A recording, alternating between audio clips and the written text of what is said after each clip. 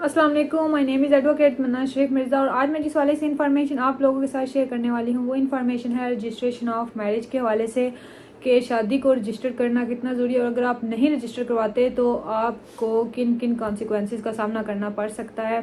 और अगर शादी को रजिस्टर आप नहीं करवाते तो एक मर्द के लिए मतलब कि उसके सामने कौन कौन से कॉन्सिक्वेंसेस आ सकते हैं।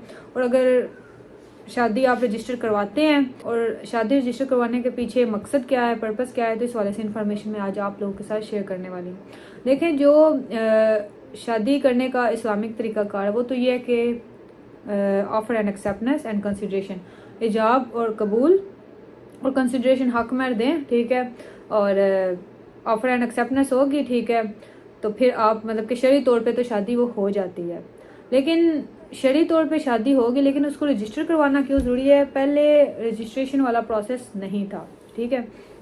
रजिस्ट्रेशन वाला प्रोसेस आया बाद में। जो हमारा मुस्लिम फैमिली लॉ ऑर्डिनेंस 1961 है उसके तहत शादी को रजिस्टर करवाना बहुत ज़रूरी है। अगर आप शादी को रजिस्टर नहीं करवाते तो इसके लिए कानून में सज़ा भी है, ना हो सकता है या दोनों सज़ाएं साथ हो सकती है, ठीक है। तो शादी को रजिस्टर करवाना बहुत ज़रूरी है। अगर आप रजिस्टर करवाते हैं तो इसमें आप लोगों का अपना ही फ़ायदा है और अगर शादी रजिस्टर नहीं करवाते तो आपके लिए ही नुकसान है, ठीक है।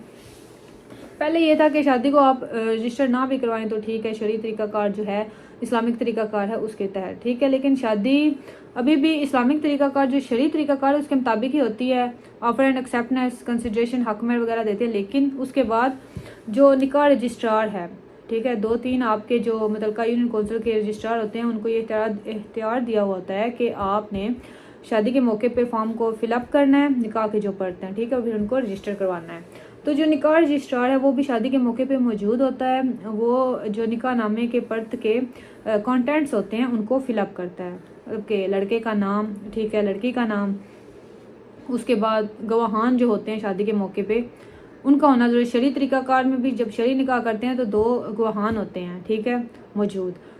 अब इसका मैं बताऊंगी कि इफेक्ट्स क्या होगा कि अगर आप रजिस्टर नहीं करवाते हो। लेकिन पहले मैं आपको बता लूं कि रजिस्टर करवाने का जो तरीकाकार है वो ये है कि निकाह रजिस्ट्रार सारे कंटेंट्स को फिलअप करेगा। जो गवाहान होंगे शादी के मौके पे उनके भी साइन वगैरह थंब इम्प्रेशन आएंगे, उनके नाम लिखने होंगे, ठीक है। लड़की जो है उसका थंब इम्प्रेशन लगेगा, साइन होंगे। जो दूल्हा है उसके भी साइन होंगे, थंब इम्प्रेशन लगेगा, ठीक है। और निकाह रजिस्ट्रार फिर क्या करेगा, उसको रजिस्टर करवाएगा मुतल्लिका यूनियन कौंसिल में और एक कापी लड़के को मिलेगी, एक कापी लड़की को, और एक जो उधर जो रजिस्टर है निकाह रजिस्ट्रार के पास उधर मेंटेन होगी और एक मुतल्लिका यूनियन कौंसिल में, ठीक है, म्यूनसिपल कॉर्पोरेशन है।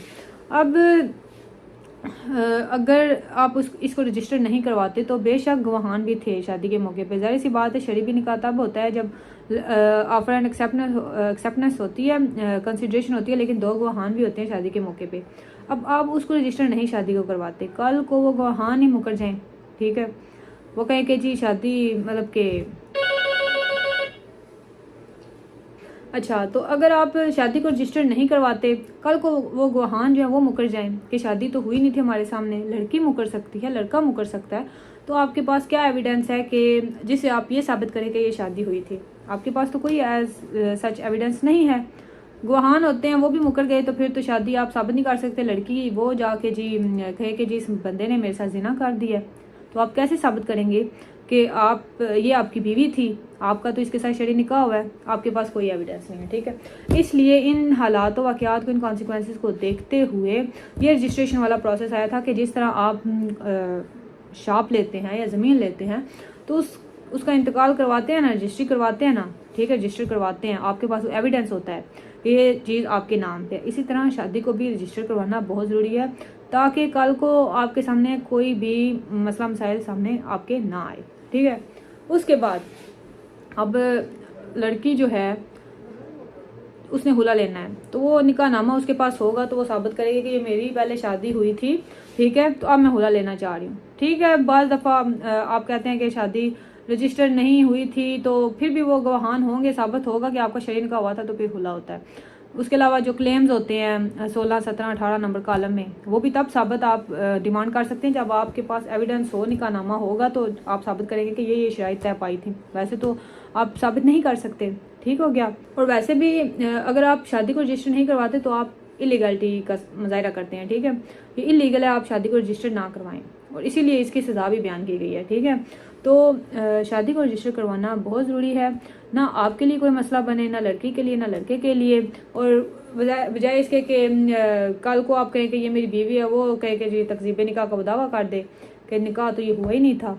इसलिए रजिस्ट्रेशन वाला प्रोसेस बहुत ज़रूरी है। आप शादी को रजिस्टर करवाएं और फ्यूचर में आने वाले जो भी कॉन्सिक्वेंसेस हैं उनसे आप बच सकें। ठीक है, और अगर आपका कोई भी केस है किसी भी किस्म का, तो जो नीचे मेरा व्हाट्सएप का नंबर दिया गया, आप वहाँ मुझसे रब्ता कर सकते हैं। और अगर आपका कोई केस है या उसके हवाले से आप कंसल्टेंसी चाहते हैं, तो तब भी आप जो व्हाट्सएप का नंबर दिया गया वहाँ रब्ता कर सकते हैं।